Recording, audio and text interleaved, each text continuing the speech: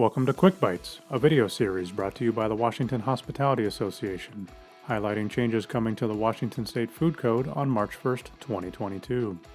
Today's video is sponsored by Harbor Food Service. Harbor Food Service is thankful for every opportunity to keep our industry moving forward. For other supportive resources, visit harborfoodservice.com, where we believe that life happens around the table. And now, here to discuss changes related to bare hand contact is Susan Shelton from the Washington State Department of Health. Great, Andy. Thank you very much. I'm excited to talk with you about the next key changes to the Washington State Food Code that become effective March 1st, 2022. Our next one is all about bare hand contact. So bare hand contact is prohibited with ready-to-eat food, except for in 3 scenarios. So I'd like to cover those 3 scenarios with everyone today. The first one is when washing produce. So if you're having raw produce and you're going to wash it under running water, you don't need to use a barrier such as gloves, tongs, forks, something along those lines. You can wash with bare hands. However, once you have the produce washed, that's when they become ready-to-eat foods, and then that's when you would need to use a barrier. Our second example of a time when you can have bare hand contact with food is if you're going to actually cook it.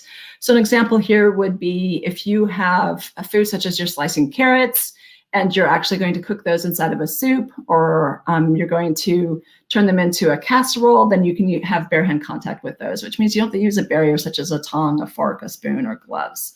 The third option is if it's under an approved plan. This has been in the code for some time, but we wanted to provide some clarity on when and how food establishments can apply for a variance for what we call bare hand contact.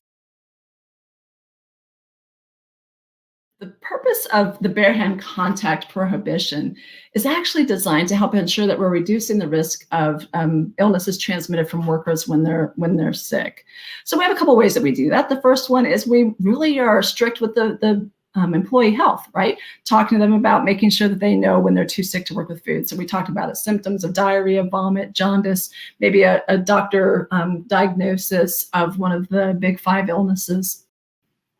So you really want to make sure that workers are well trained on that.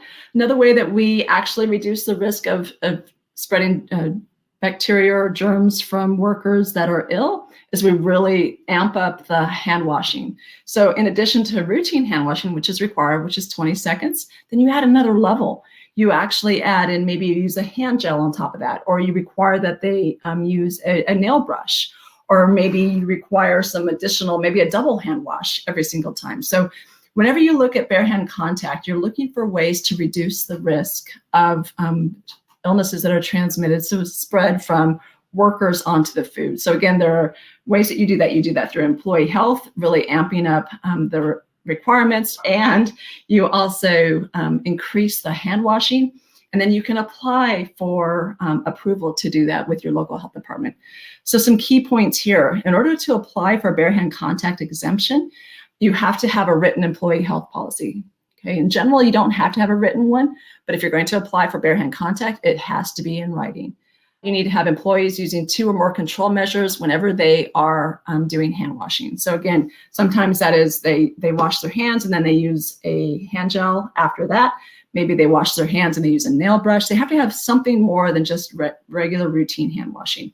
Also, you have to make sure that employees receive training. You need to make sure it stays front of mind so that they remember all of these additional things they have to do if you're going to apply for the bare hand contact exemption.